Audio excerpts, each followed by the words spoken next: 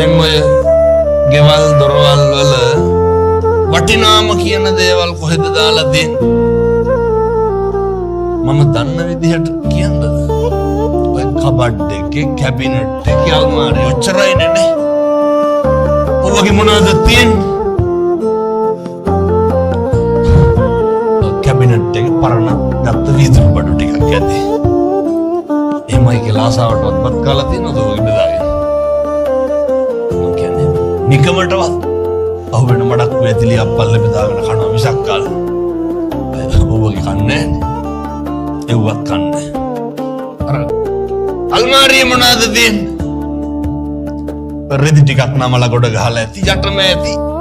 ඔය උප්පුවක් හරි මොකක් හරි නේ කවර් එක දාලා. අයිනක මන්ද තියනවද කියලා.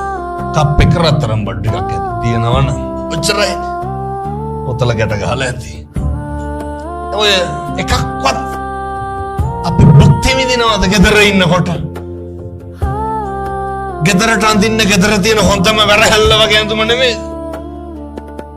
එහෙම නේ.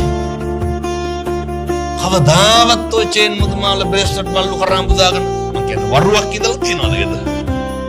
ආසාවට ඔය දියල බෙදායක එහෙම ඇති මං හිතන අනිත් පැතිවල එහෙම නැහැ.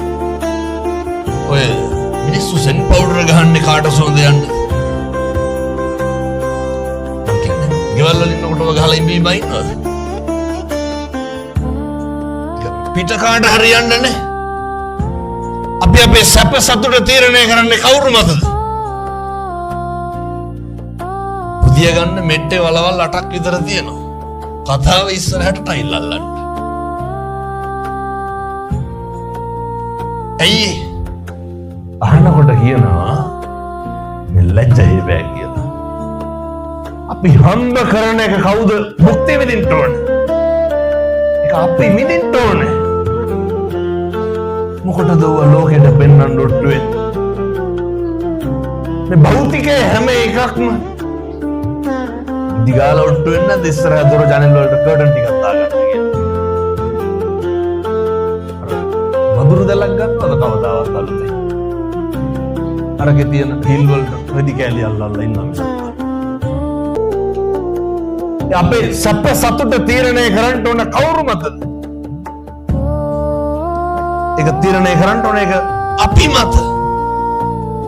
ජීවිතේ පුරුදු වෙන්න අවශ්‍යතාවය සම්පූර්ණ කරගන්න කවදාවත් මගේ අම්මේ තාත්තේ ආශාවන් නම් සන්තරපණය කරන්න ඔට්ටු වෙන්න එපා.